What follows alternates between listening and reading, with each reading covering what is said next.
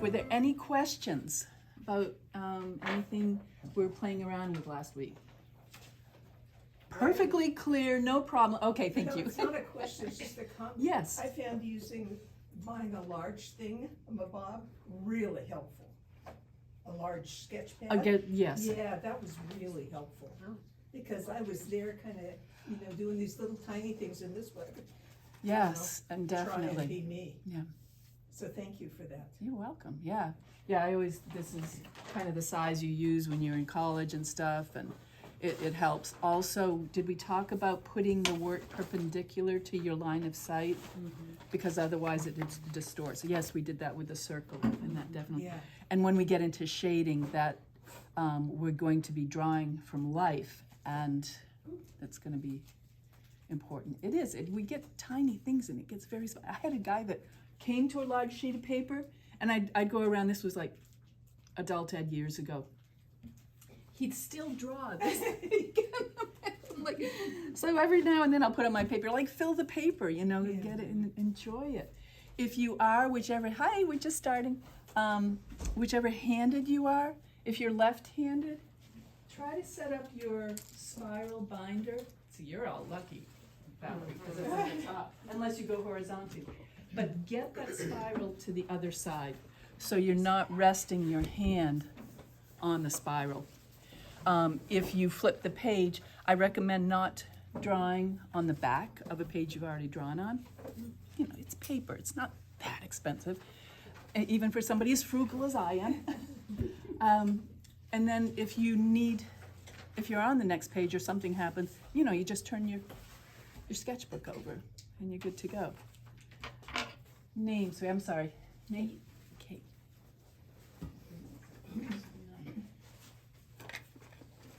Pam thought we might have to use the lower table, but, well, we're full now.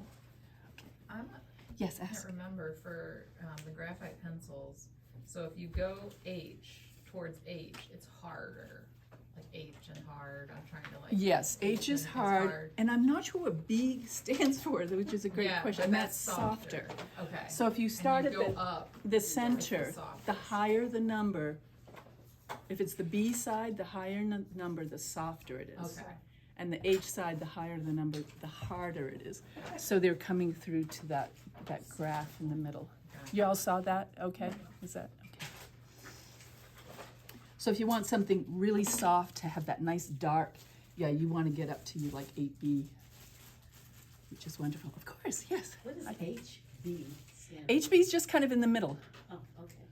Kind of hard soft. It's just 2B, of course, that we're normally using. That's just to the slightly softer side of your middle of the road.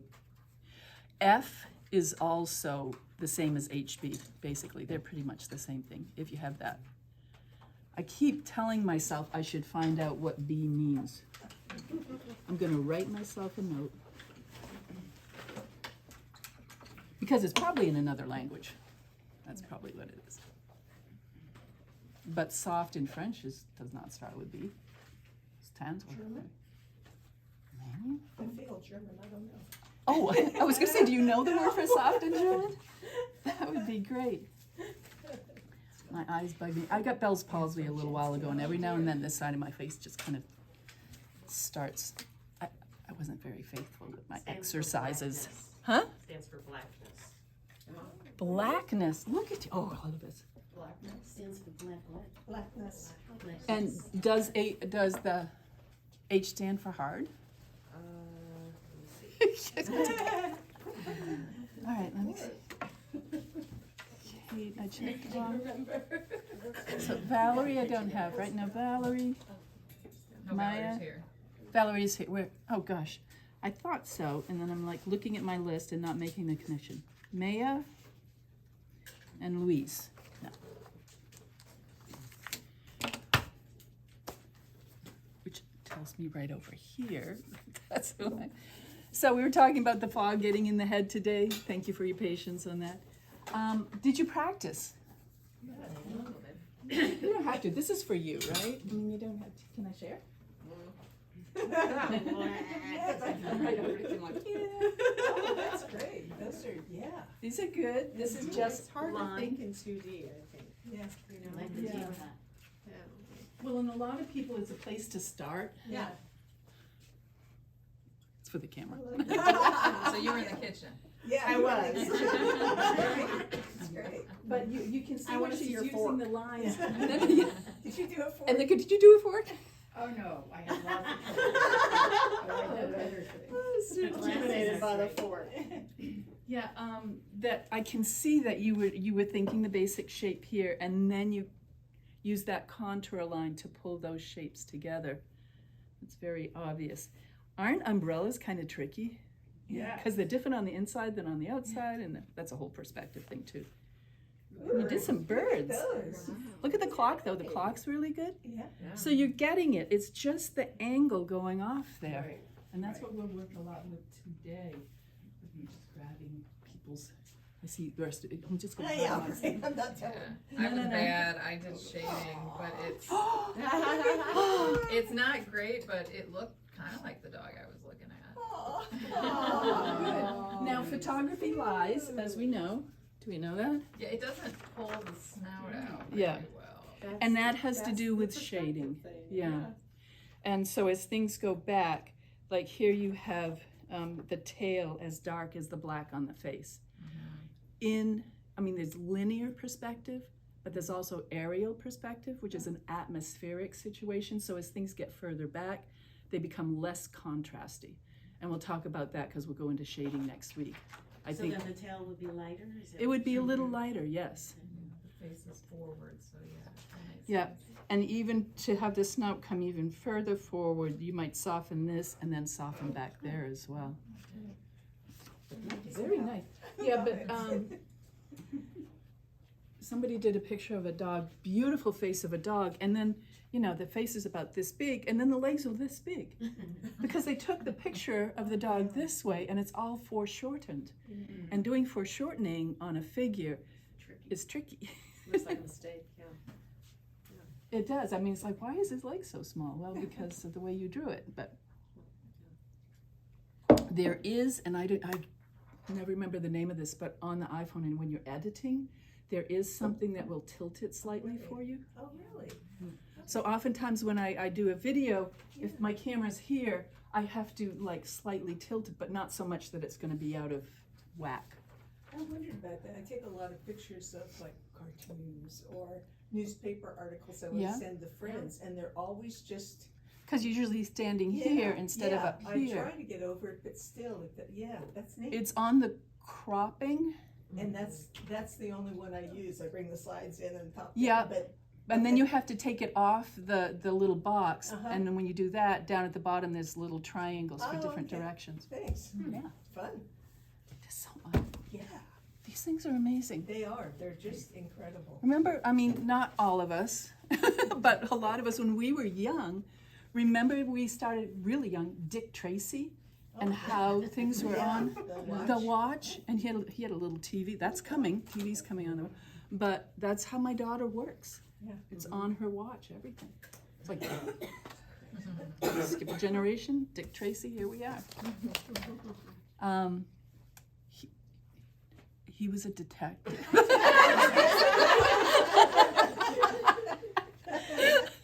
Cartoon, sorry. Warren Baby. Huh? Warren Baby, wasn't he in the movie? Yes. Oh, yeah, that's right. Yeah, that wasn't too good a name of it. That's true. So we covered the basic two-dimensional shapes, and today we're going into three-dimensional shapes. We're going to try to stay away from shading. It's very tempting, just so we can see clearly what we're doing with those two dimensions. You're going to get the next two videos too. I'll make them. Thank you. Yes, wherever you will be. I love this too, the internet, because I am teaching so much online now that I can be anywhere. That's And as so long as I have good Wi-Fi and my ease, a tripod and stuff, I'm good to go. That's so Nice. I think I sent out did I send this one out? No, I sent you that one. This one's for me. We're gonna work with the three-dimensional shapes, starting with photos, because we're comfortable with that. It's not the best way to draw, again, because photos do lie. Oftentimes the proportions are off and the perspective is off. But a lot of us, that's what we work from. So learning how to do that. When you take a photo to work from for your art, be aware of what it can do, what the photo camera sees things differently than eyes do, obviously. So again, if you're taking a picture of a dog and you want to paint that dog, try to think, no, that's not what I want. Get down with the dog, you know, and take a picture from an angle. Try to simplify your background. If you have a vertical picture of a person, turn your paper vertically. If it's a landscape, turn it that way. Simple things like that. And it's easy and quick to crop right on our phone. Oftentimes, if I want to use the photo more than once, I will duplicate it, which you can do right on the phone, and then edit each one differently. So I have the original, and then I have editions of it or whatever. Okay. All right, so double checking. This one I sent out is just kind of an overview. Did you get that one? Oh, You get this one. got that one. This one. Yeah.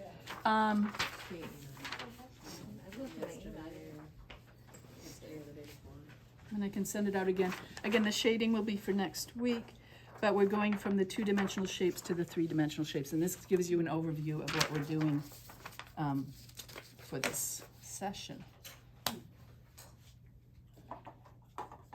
I don't need those yet. Any questions? No? You're all so attentive. Amy was wonderful. Amy was so wonderful because I walked in this morning, I'm getting all set up. I totally forgot my drawing tools. God.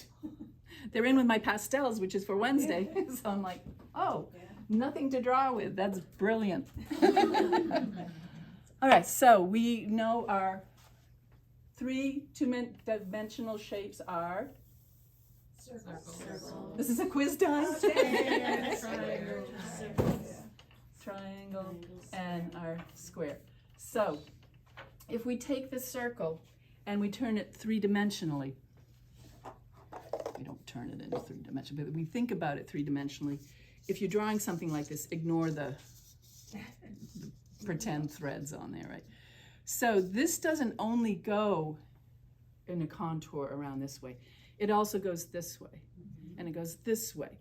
So it goes toward us and away from us. It comes around and goes back away from us. And remember how last week when we did a sphere, we were lighter at the top and like more heavy at the bottom to indicate that weight and that it's sitting down? We can also do that 3-dimensionally. It's for a sphere. You can write sphere on your paper. So you want to think the circle, but it's also as if there were I think it's the electron that goes around, right? on an atom. So it's always going in all of these different directions. So try to think of that, and as it comes toward us, let the weight come a little heavier and a little lighter as it goes away. And one thing this is going to help us with a lot is when we get into the shading. It's hard when I'm standing up and doing.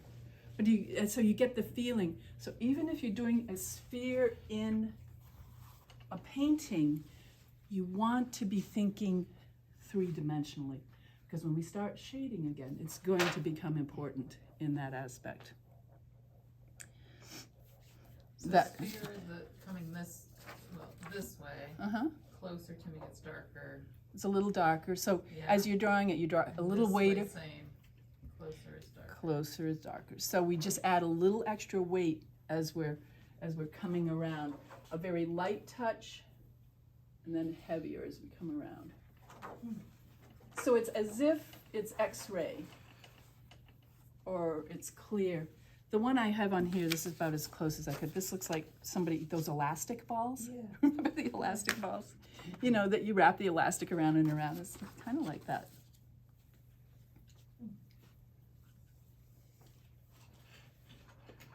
Yeah, play with it a little bit. You know, you've got your equator, you've got the meridians. If you're thinking of a globe, The next, I'm gonna go to the square next. I know you guys said triangle second, that's kind of interesting. So if you're starting with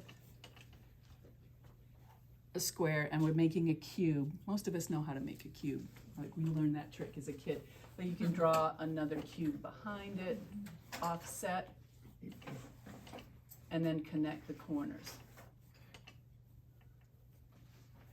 But if you're drawing this in a drawing, like when we get to our objects, these angles, as it goes back in perspective, are not always the same as that. And we have to be able to see those angles, and I'll talk about that in a little bit. But it also depends, like what you're looking at is almost straight on, and you probably see very little of this side. And none of the other side. And none of this other side, where you're more straight on, so these are going off almost at, I don't know, maybe 45-degree angles. So there's a trick, and I'll talk about it, but you find your line of vision, and you consider an imaginary line perpendicular to your line of vision, and I will repeat this. And then, this is always vertical, but then what is the angle that this line goes off from that imaginary perpendicular line? And that's going to give you your first angle, so you can say, oh, here's my corner. Here's that, my line of vision is coming in this way.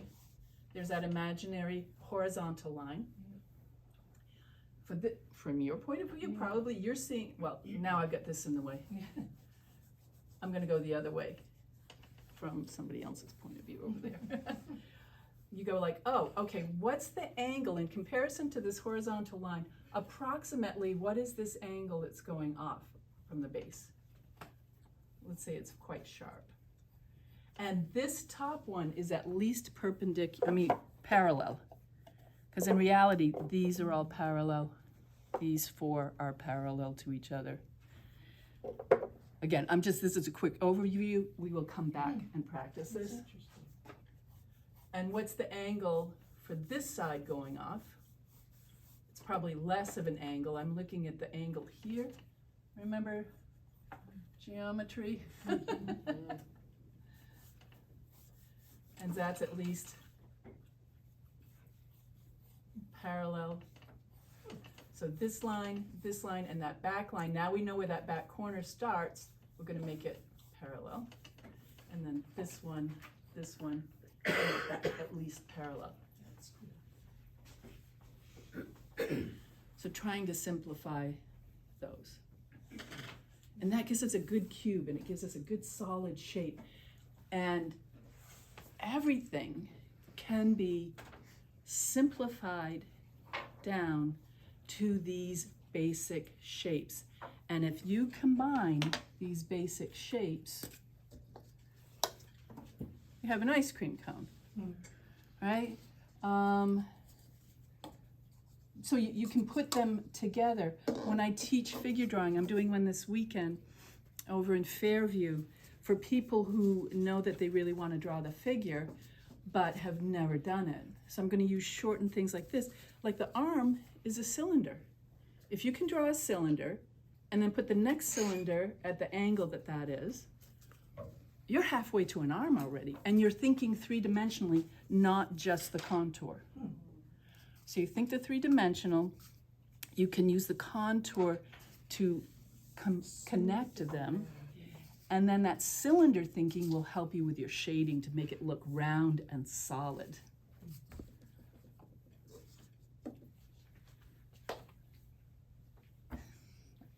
Hang on to this. Triangle, of course, you can make it into some sort of a pyramid, but that's not a very common shape. What is more common than a pyramid is the cone. I'm trying to speak clearly. I want to be Let's pick it out. So if you have a cone,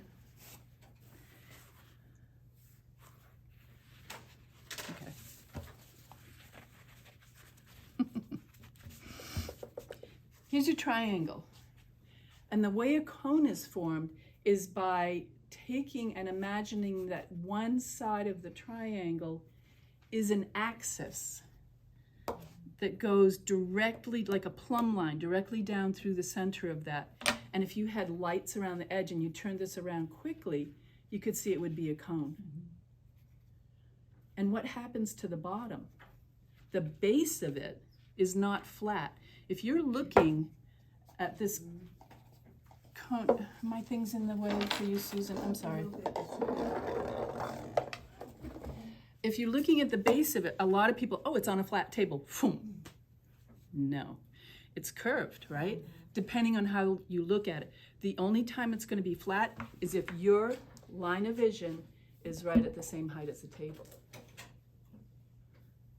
So the more we stand up, the more round it becomes. Because as we're turning this in space, one light out here, it creates a circle. So the base of your cone is a circle.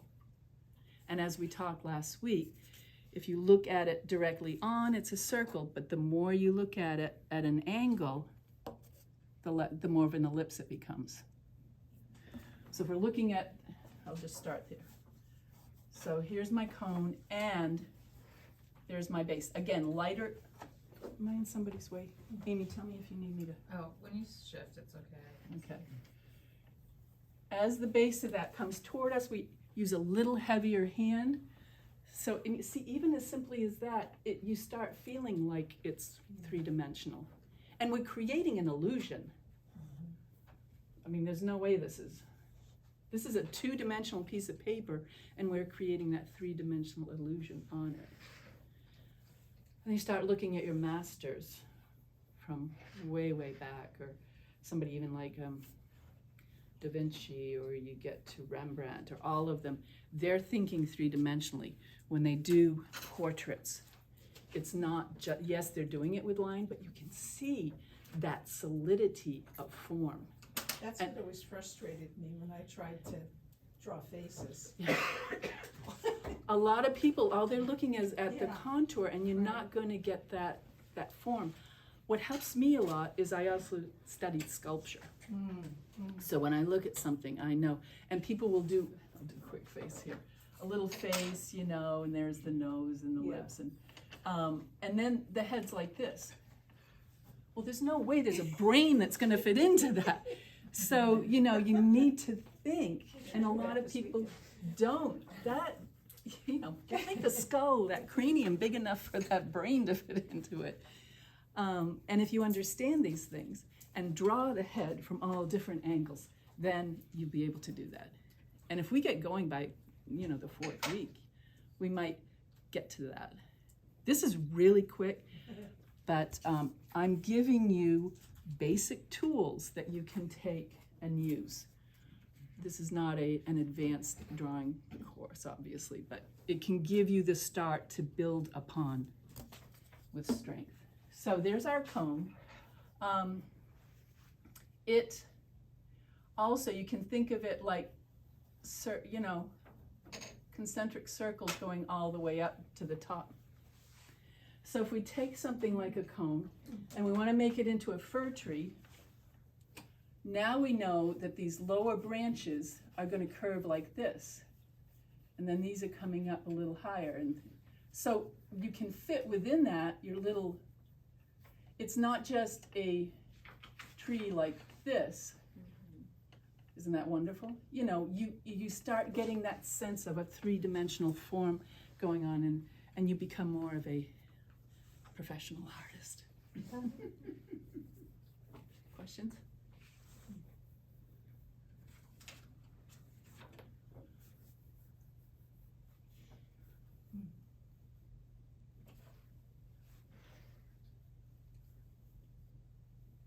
Love teaching my drawings. I did a demo online the other day.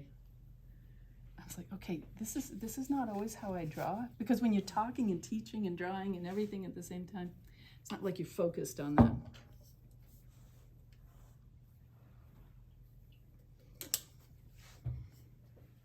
And then I start thinking, am I explaining this clearly? One other thing that our square will do is if we elongate it, it very easily, as you turn it on that central axis, becomes a tube, right, a cylinder. Does it make sense? So again, the light's on the outside, we're spinning it on its central axis, and if you imagine that, see the ends become that circle again? I don't know if this is a good way of doing it, but it would, that's what it becomes. So we've got all these, is concentric the right word? I don't think, concentric is when it's in from the middle, right? Concentric is correct. It is as it goes down, thank you. I start using terminology and I think, is this the right word?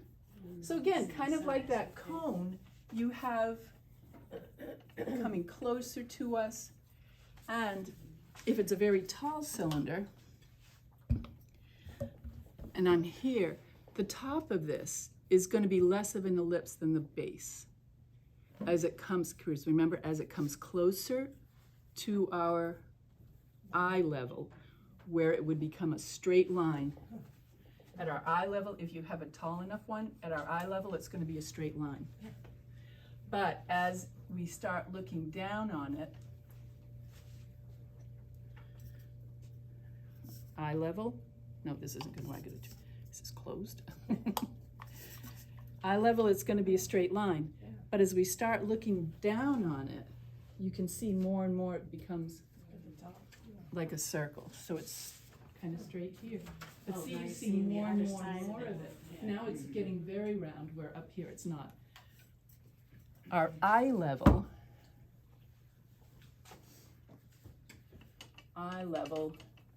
is the horizon. Oh, chinka, chinka, chinka, chinka.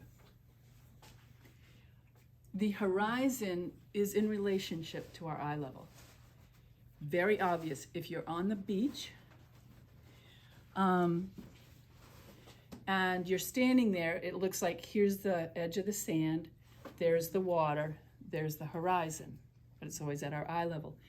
And imagine maybe this table, here's the edge of the sand, the water, horizon, but as I start lying down on the beach, I'm gonna see a lot less. If I get down really low, I'll hardly see any sand or any water because my horizon has moved down. And then as I stand up and you get on a lifeguard chair or something, you're gonna see a lot more because it's all in relationship to what we're looking at. So would you recommend, like, because this is kind of like when you start actually drawing in the full circle, right? Like, do you recommend actually kind of doing that and then going back and erasing it so you can really like to understand it? Yeah. Yes, and that's why I have you go and like hopefully practice some of these because it starts putting it into you, and then after a while, I mean, I don't have to always do this anymore. But the understanding is it, and we have to attain that comfort level with these ideas. But yeah, go ahead and draw them in. If you need later, you can erase them.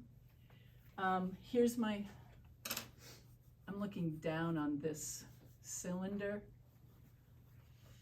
So as I get further down, I'm going to make those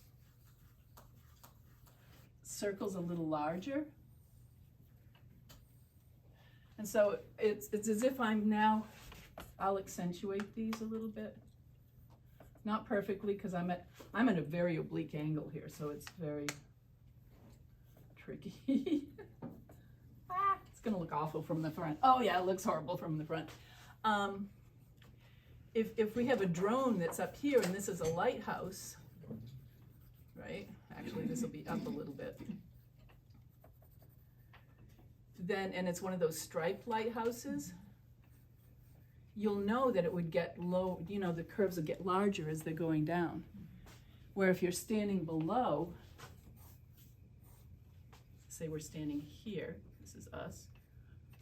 I'm an artist, I make great stick figures. So wherever my eye level is, that's the horizon line. So this one is going to be straight, right? If there's a stripe on the lighthouse here. As I come down further, it's gonna be more curved.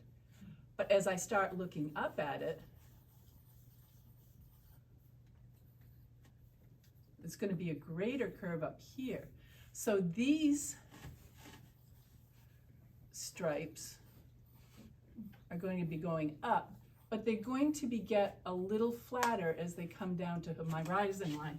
And then the stripes below me are going to curve down below. It's all in relationship to our eye level. It's all about me. It is.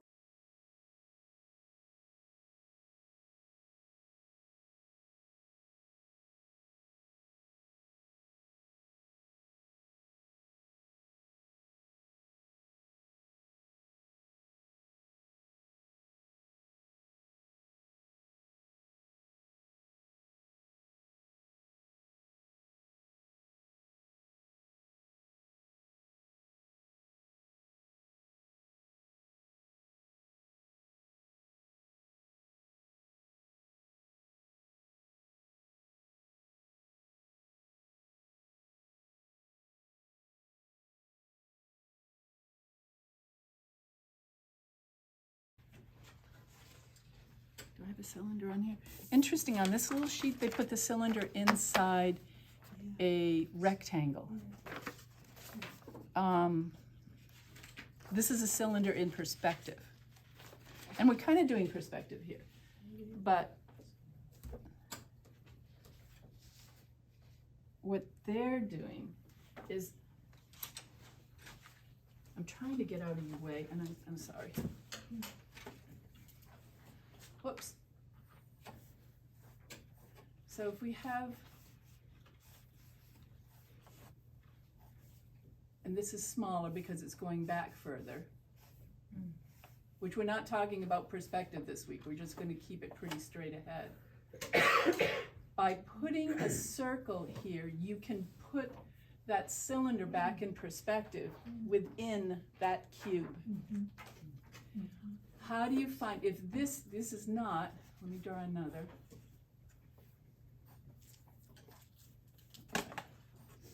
The vertical lines are always vertical. They should be parallel to the sides of the paper. So this is going to go back in perspective like this is. This is just a quick, this is not for you to really learn right now, but just kind of introducing it. So saying our cylinder is going back in perspective, how do we find out where the center of this circle is? Well, how big is that ellipse? This is a little advanced right now, so you don't have to get this today. But to find the center of the circle, we will dissect that cube. So we're taking that square, we're dissecting. This will give us the center of that circle. But because this is now at an angle, it's not going to be in the middle right between these two, right? It's offset a little bit, and that's going to help us find that center. And the same back here. This is very poorly drawn. I think you understand that. But now your cylinder goes, back in space. That's good. Geometry. Yeah. I never liked it, but I'm getting there. You get out of high school, it's like, Can't yay, escape it. don't have to do Can't geometry escape it. ever again. Mine's algebra. I can't escape algebra. There was an old Saturday Night Live skit with Chevy Chase, and it was one of their Jeopardy ones. And I think he used to do, was it Sean Connery or something he did, right? Do you remember? And there was a question about geometry. He says, my understanding was that there would be no math. Sorry, guys. Math and everything.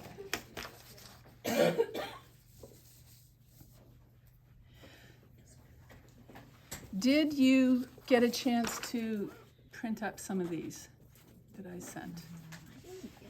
Any questions? I have thrown at you right now about 3 weeks of a college course on drawing. I love this line making a sphere. That looks so fun. And mean, if I'm making it into like what we did with the trees, like, well, that doesn't even quite work, cause there's a lot of triangle shapes in there. Yeah, this one is More not just really, lines, somebody just right? did a lot of Random. lines. This isn't necessarily following, Yeah. this is just a picture I grabbed off the internet, you know. It's like, oh, that looks close to what I'm trying to explain. And I can see the light and dark lines on this one real easy. Good, The weight of the lines that you talked about. yeah. And you can play with that at home. I didn't get that email, I just double checked, it's 10:39. We're sharing. Yep, We you just can don't see. have the. Oh, you don't have this one? Was that the latest, cause I didn't get that one that you just showed us a minute ago. One was in the first week and one was in the second. Yeah, what I tend to do is, sorry, I do a follow-up like tomorrow or the next day, and then a couple days ahead, I give you another one for the upcoming class, Gotcha. so you have time to print it, hopefully. Okay. Can somebody share? Do you have one in that corner? I'm just gonna, I have extra. You know how to draw a square, right? Yep. So I'm gonna try to do a good one here. So there's our square. Are you doing it at an angle? No, I'm just doing it Just straight on. So I'm just trying to make sure I'm making this clear as possible. The simplest way to make a cube is make another square the same size that's offset. Okay. And then you just connect the corners. That's the simplest way. Ask you something about a cube. Yeah, I'm gonna. Okay. Yeah. But if it's, which we'll do in a moment, we're gonna try it in a moment, and I'll come back and explain. Did we say the time? I totally missed it. 10:39, 10:40. Thank you. If you let me know when it's about 11, that would be great. Sure. If we're doing a cube in space, I will explain it once and I'll explain it again before we actually draw it. You need to figure out in this space, which of these corners is the closest to me in space? Right? For you, it'd be this one. For you guys, it's this one. For you folks, it's this one. And we would start there. There's that closest corner vertical line. Then we get our imaginary, here comes our point of view, the direction we're looking at it. You're looking here, you're looking a little off this way. An imaginary line that's perpendicular to our line of vision. Imaginary line is green. There's your line of vision. There's your line. Yours is here. Yours is here.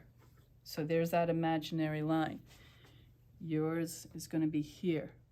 And by having that now, we can look, what is the relationship between this vertical line, poor camera can't see this, the vertical line and the angle that this baseline goes off. What, you're looking between the vertical line and that imaginary line. Now, how does that side go off? Let me see. Question on length of line. Yeah, that's what I It's a was- square, Yeah. so Is that a each line should be the same length. Not because of But perspective. not- It's, Oh, yeah, that's yeah, true. so it's not a perfect cube. Like actually, if you measure it, it's an actual cube.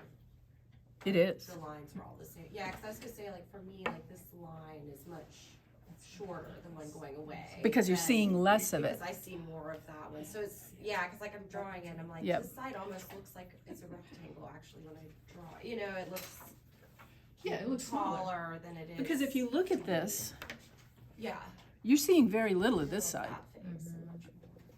right? You're not seeing this side at all. So you're looking at these two faces. From here, you're seeing this one and this one.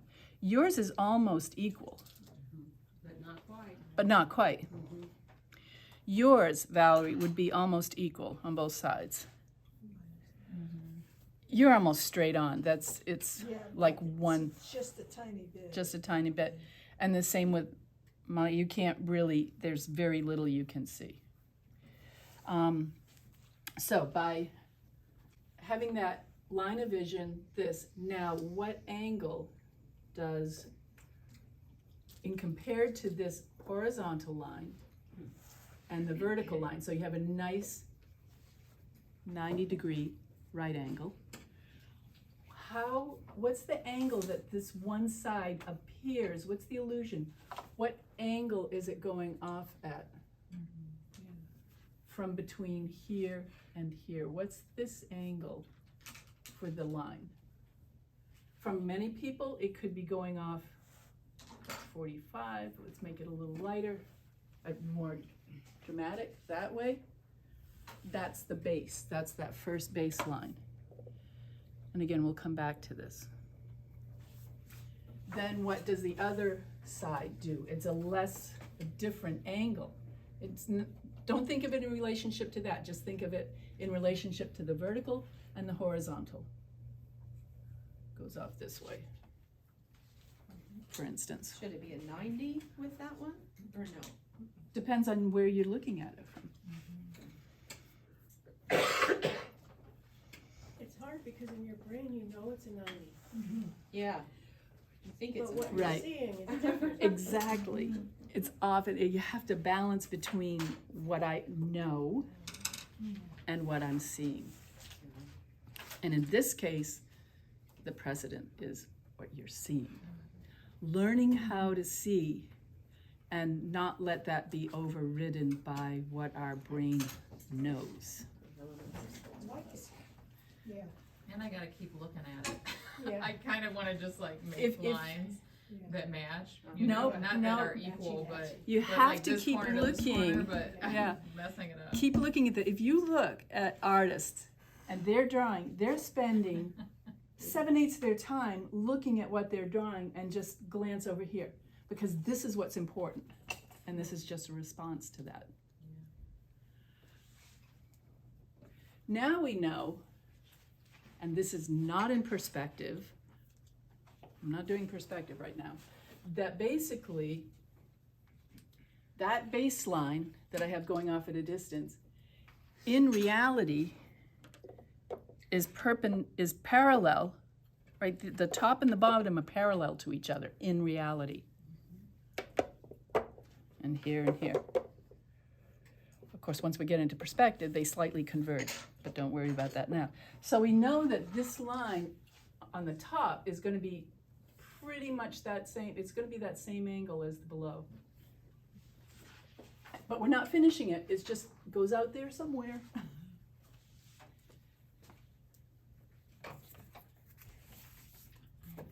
And the same on this other side. Ignore this, we have this angle, and this angle is about the same. And it's going out there somewhere. And then we have this whole thing we get into perspective about measuring how far, yeah, Anyway, estimate the height of the box to approximately, how much of that does it go, is this other side? It's gonna be vertical. So I'm gonna eyeball it, I'm gonna put it right about here. Now I can get rid of those extra lines. And then ignoring that side, we can eyeball this one. You can see more of the side. A lot of you see more of one side than the other. This is not gonna come out. I can't turn my paper. So we have two sides of the cube already, and it's kind of nice, working well. We know that this line in reality and this line are parallel to each other. Does that make sense? So you have this one, and this one for you guys. For you guys, it's this one, and the one back here. They're parallel. So that means this back line has to go in the same direction as this one and this one. Again, off to somewhere. and the other back line is parallel to these, so this, this, and this.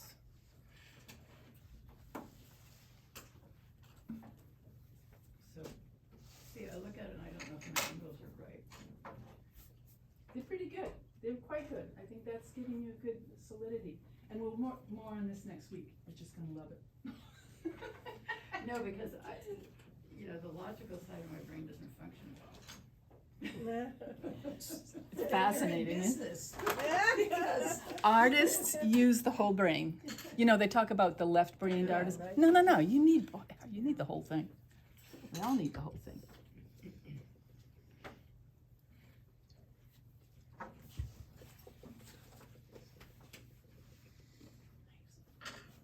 Yeah. A little. That's good. So you're seeing quite well.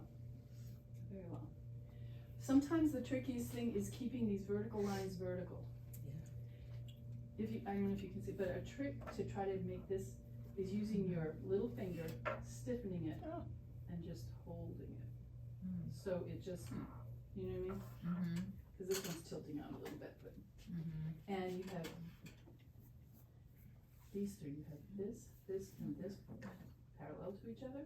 You have this, and all of a sudden, that one got wonky. Yeah. Good. Nice. Yeah. Oh, very good.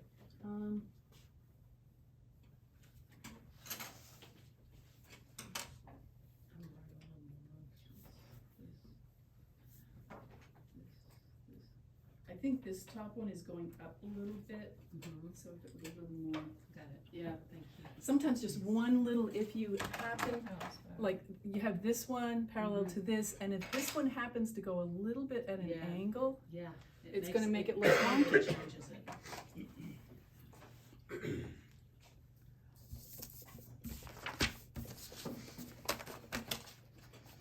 All right, oh, we're working with our images now. So if you're comfortable with that, try the next one. If you notice this next one, the apples and things, they're a little bit different in size. So what I do is I find a unit of measure, especially when we go to life. What is an object that is near me that can become my unit of measure? And it's all in relationship to that. This case, this apple's the closest to me, so I would start kind of there. Now everything else is going to be in relationship to the height of this apple. That's my unit of measure. Over a little bit, I can say, watch me just for a moment. So here's this first apple here. Now I say, where does this apple touch on that apple, and where does it touch here? Where does it intersect? About there and about there, and it's a little bit smaller than this. So that's the size of this one. Now I'm going to do one that's a little bit smaller. And see how I'm connecting it? The edge of that is going to be at those two intersections. Is that making sense? Then I can go on. This other apple, or whatever it is, I don't know, looks like a plum maybe, because it's such a wonderful photograph. It sets back further. So if I do a horizontal line across here, this one here does not touch that horizontal line, which is the closest line to us. That imaginary, thank you. Yeah, I think actually we're going into what I thought too, so thanks so much. Yeah. So here's that horizontal imaginary line. This one's sitting back a little bit. It doesn't quite touch this other apple, but the closest spot is right about there. And I'm not making apples yet. I'm just making spheres and shapes in relationship to each other, where they are on the picture plane and their size in relationship to each other. So here's one apple high. This is not quite one apple high, it's about 7/8 of an apple high. Here. So there's that one. And if you're going to be painting or something, this is the point where you start double checking everything. What's the relationship of this in relationship to the other one? If I drew a straight line across, these are almost, the top of them are almost the same. This is up a little higher. It's about twice as high. Mine's not quite high enough. Now it's easier to make a change now than later on. Once you start shading or painting, you've made those commitments. And then this other one's off here a little bit. It's a little more oblong. It is about 1 apple high. And I'm not thinking about the nubs yet, I'm just thinking about how they are in relationship to each other. Then we have the cylinder. So where does the cylinder touch in relationship to those two? Where does the left side come down in relationship to this apple? And where does it come and touch on here? Right about there. Now if I look at that, I know, moving quickly is, we have so much to learn. If you see artists doing this, right? What they're doing is they're looking at the top of their pencil and then they run their thumb up it to hit the base of the object. And you're not necessarily going to transfer that over here because I want to draw this bigger. But I want that to be the relationship with everything else. So when I measure this, it's an apple high, an apple wide. This one's about the same. My candle is about an apple long, but it's base of the candle there. I try to remember where that line is. It's about 2 apples high. So see how you're doing little measurements. But then when you come over here, it's a different measurement. Now I have to know, I have to adjust my measurement. Same ratio, different measurement. So I can see, here's my 1 apple wide. Is my candle just about that? Oh yeah, it is. I thought it was going to be a little too wide there, but if I do my measurement, it works. Then how high is it? I said 2 apples. So there's my apples, my unit of measure, 1, 2. So my candle's going to be up into here somewhere. So now I can kind of set my candle within that box. Trying to keep this straight as I'm just looking at this obliquely.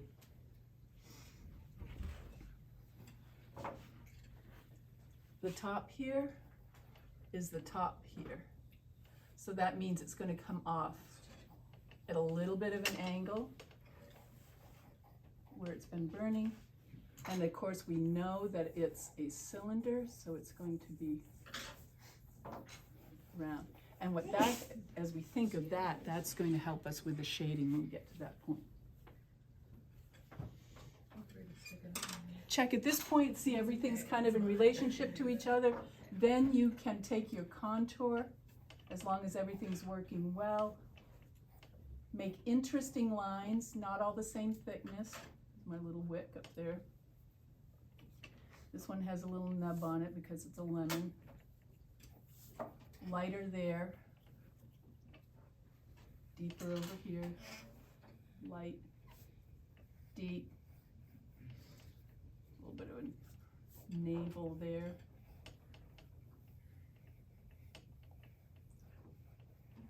And relax. If the line's not perfect, don't worry too much about it. We're expressing our own selves, even our unconscious selves are being expressed in our artwork. So it doesn't have to be perfect. If it's perfect, it's kind of boring. AI made it. There's a whole discussion about AI out there now. I have friends who their paintings have been grabbed by AI and and that's one of our meetings tonight is talking about that. We talked about it last month and we're going to talk again about how do you protect yourself from people hacking your work. And I mean, even if you copyright it, if you publish it, it's kind of out there. So.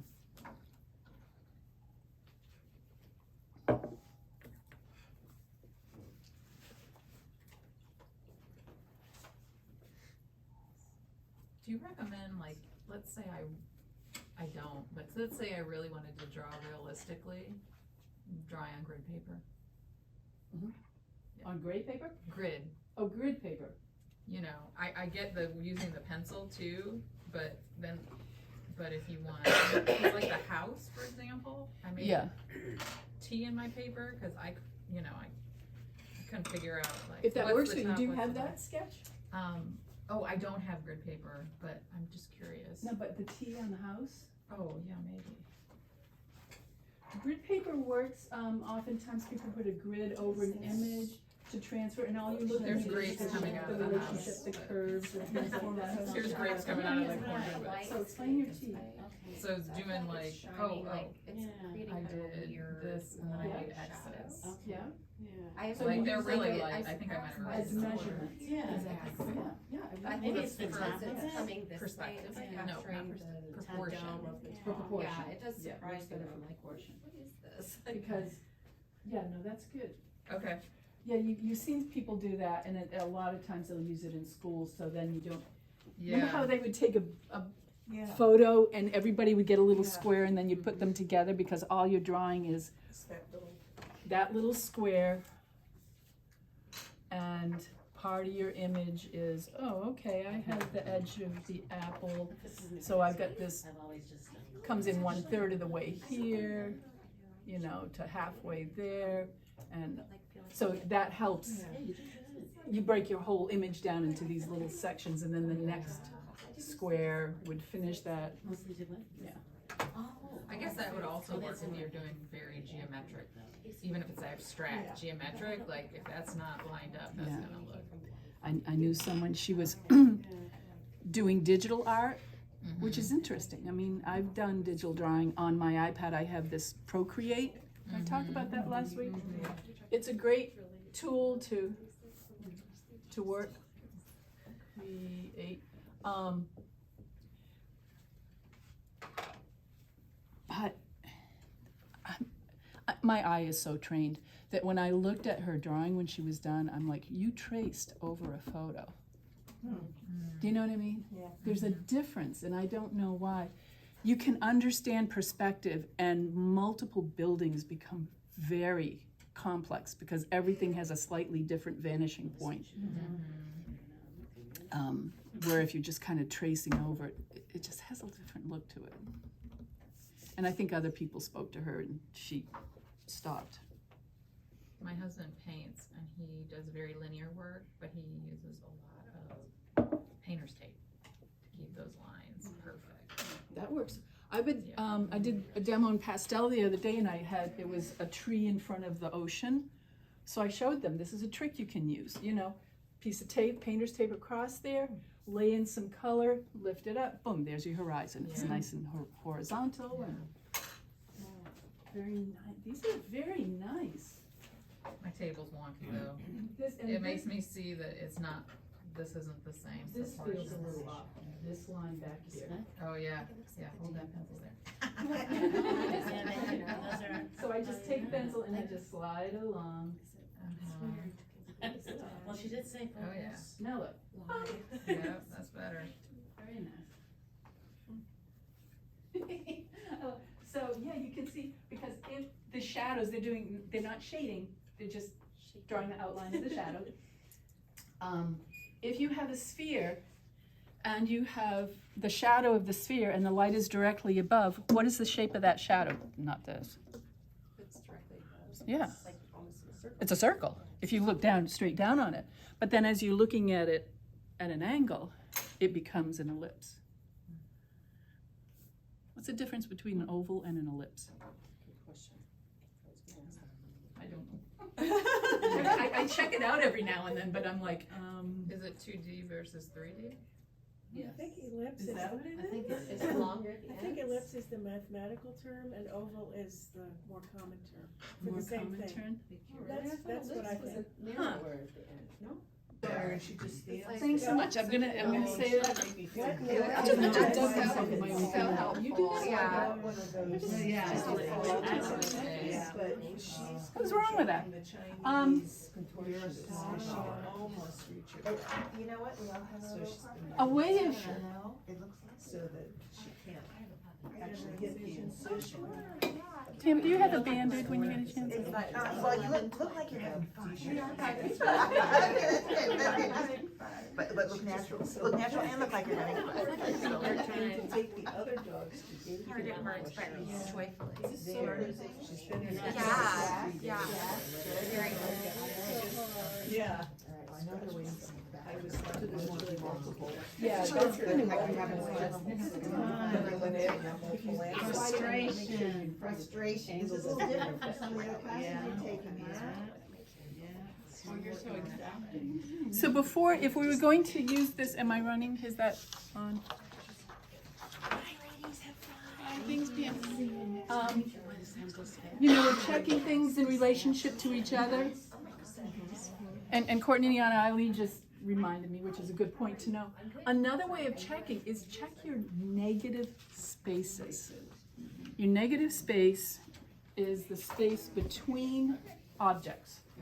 So it's not really clear. This is not, again, the best photo, but you can see there's a little triangle here. And there's a little triangle here. So that can be, especially when you start throwing the shadows in, those shapes can be a double check.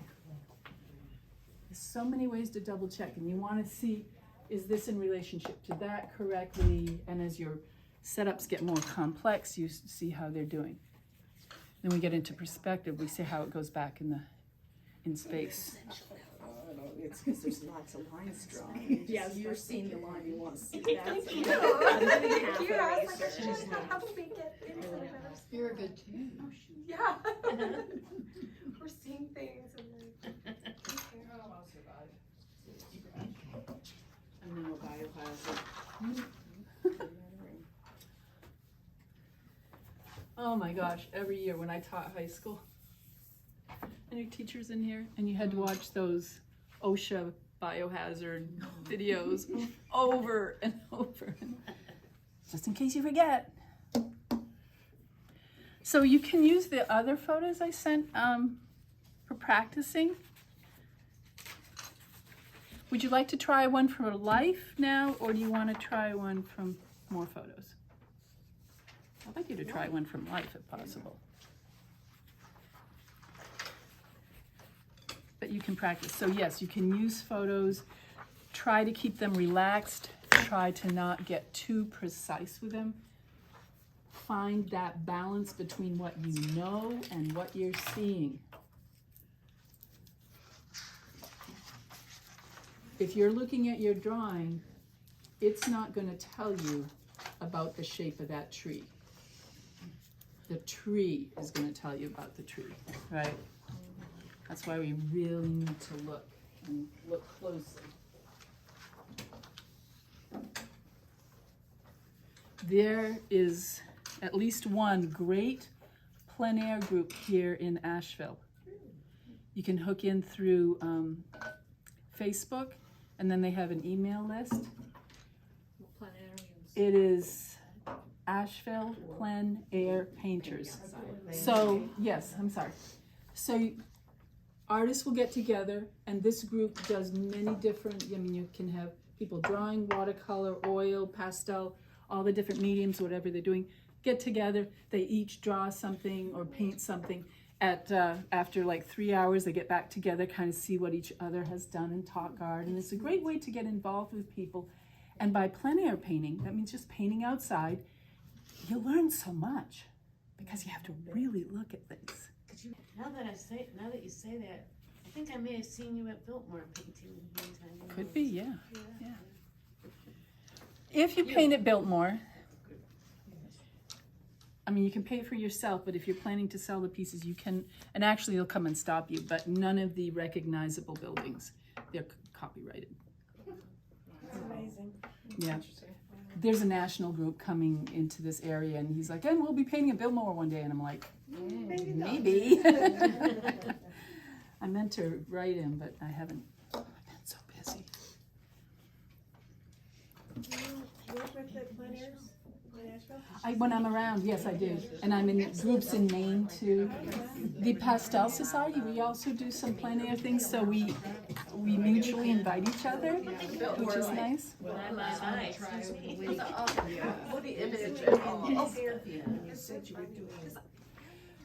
I'm doing figure. This is introductory to figure drawing. Because there are some figure drawing groups in the area, and some people are uncomfortable with figures. They're intimidating.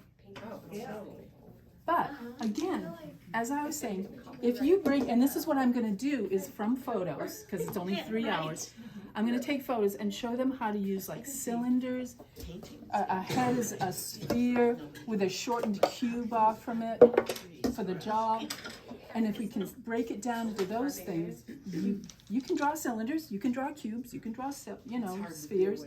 Put those together, and you have a figure. And people don't realize that. Here's a nice big sphere. You have to know that about halfway down, this is where the eyes are going to be. There's a cube kind of coming off this way. I'm doing perfect profile.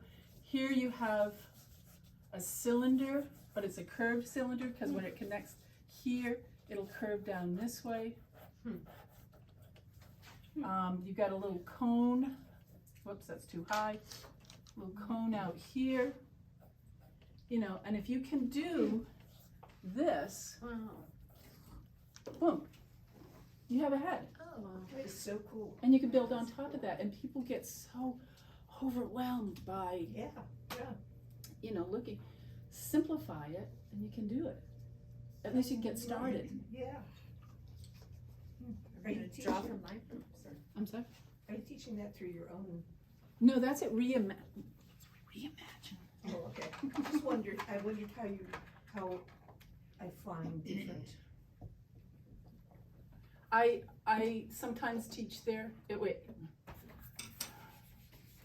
Talking and M-A-G-I-N-E. Reimagine. That's the word. It's a dot, which I don't know if that was a good way to design a website with already a dot in it. Interesting. Yeah, like this. Oftentimes now, I usually teach drawing, pastel, and watercolor here. If I'm not teaching watercolor this month here, sometimes I'll go there, so I switch it. So they're not competing. Yeah. They're kind of far apart. I mean, it's not cool, really though. close, but It's neat to know there's so much. but I've got 7 people in that right now. So in 3 hours, I'm going to teach them how to draw a figure. All right. What do you think, by golly? Well, look how far you all have come. Yes.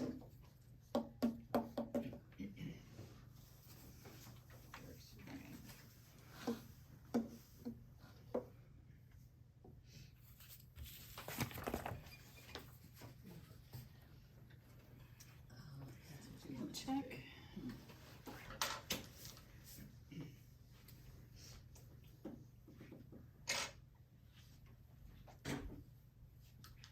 This is one of the hardest angles. You guys are going to be challenged over here. All right, do it. So, Make it happen. make it happen. Good luck. I'm going to move this over there, but let me do that while I'm doing this. All right. So from each person's point of view, you decide what is going to be the closest thing to you. Most of you folks, to here, it's going to be the sphere, maybe even you, Susan. That's going to be your unit of measure, and everything else is going to be in relationship to that. You guys don't have. I only want you to draw 3 objects. I know. Who speaks to you this much? For the people on the other side, I'm going to grab something for you. That's really nice.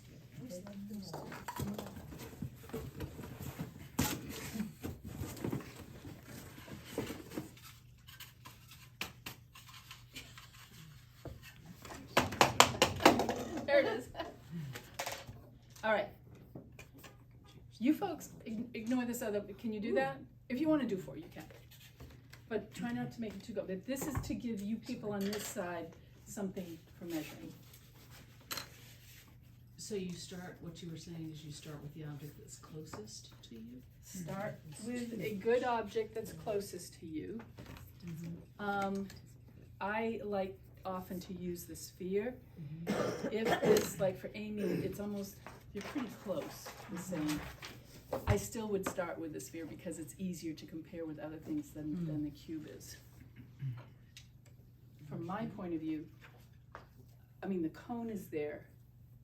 I kind of generalize the cone, but then I would use this sphere as my measurement. Just try it. Think it through, start with the closest one. When you get to the cube, remember, where does it touch on the sphere? How high is it or wide is it in comparison to that sphere? Then once you start laying the cube in, you're still gonna have to go back to those steps. Corner closest to me, imaginary perpendicular line, and the angles that those go off. I will tell you that's almost always the hardest thing for people, those angles going. But most of you have that, most of you have done very well with that. Did I hit water?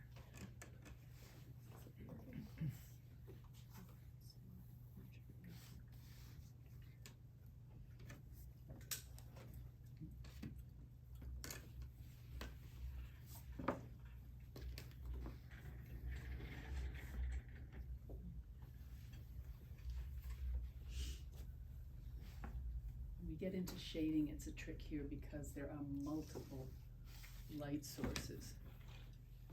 I'm just talking right now, but to start shading, it really helps to have a singular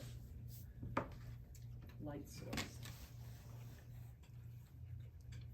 I'll bring one in and I'll fiddle with that.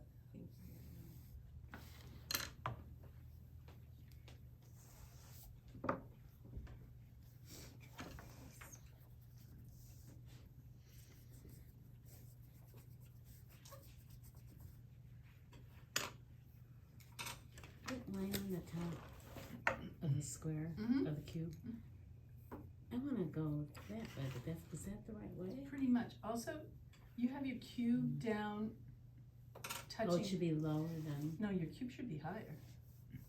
Stay right there, watch. oh, higher than the circle, higher than the. Right, can you okay. see it? Right, It's a little, this starts a little higher. yeah, But- you're right, okay, I get it. Right, we're making adjustments now. Early on is the best time to do it. So yes, so that angle going up is almost, it's almost like this, right? I can't see Yeah. exactly where you are from. Uh-huh, yeah, there you go, Yeah, okay, so even a little more than what you've got, but okay. that is your pencil, isn't it? Yeah. Here, I hand it out, so just, I need to email me. It's really early on, I'm just. You need a big piece of paper. I do, I like drawing. You draw large, you're not ever gonna get the full, Yeah, this is like Still part up. of it, So yeah. wonderful, but look at your circle thing. Or a weird angle. Yeah, yeah, the beautiful cube on the round thing. Play with the big piece of paper? I'm gonna finish this one Okay. first, but yeah, thank you. Sure. This is a really hard angle. Yeah, lucky you. Thank you. The QR code just goes to my website. that Okay. was, Okay, I'm not getting intimate, I'm just looking to try to see things from where you're looking at them. Oh, you got that quite good, very good. Yep. Very close. Thank you. Make sure those vertical lines are vertical. And if that little here, if I start here, I can just run my little finger there and I, like, watch, just, you know, it just makes a nice, Right. even straight line, except without coffee. That's coffee.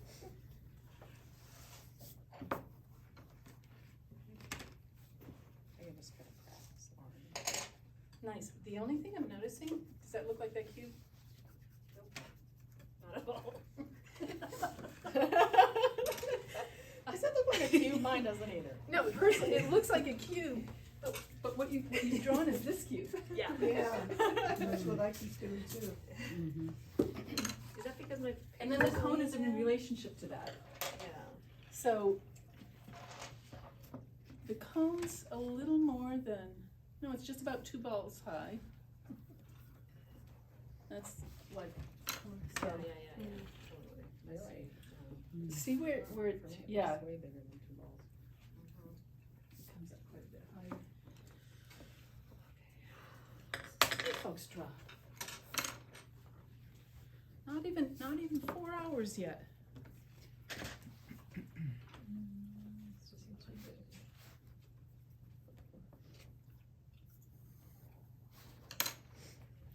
And you're seeing, I see a lot of people really looking. See a lot of looking at your paper too, but double check. Keep looking back at the object. Be the artist.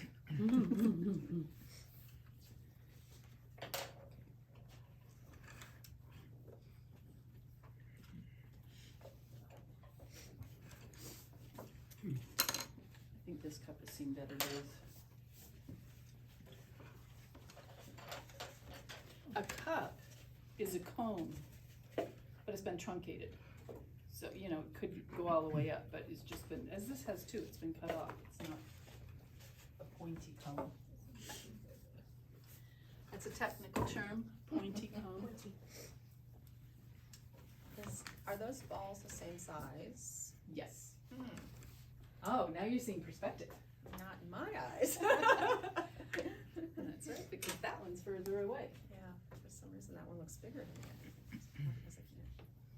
Which it shouldn't, right? It's farther away. No, It's there's much something wrong smaller. with the brain one. Can't fix that problem. In that perspective. It's your brain trying to adjust. You know they're the same size, and it's That's interesting. if they. I keep setting down my tools. If you had like your one ball would be about like this. You got the box in between. The other ball is actually the same size, but because it sits back, it's going to be a little bit smaller. So I started with the ball, because the front ball, This one? because that's the first thing, right? Is my eye, closest to my eye. Mhm. Then I did the cone in relationship to the ball. No. Yep, no, fine. I probably would have done this next. Okay. So it's partially, this corner is partially obliterated by the ball. So you have to imagine where it's going to fall. And you can go like this to see where this bottom corner is, but you have to come back and try to draw from exactly the same spot.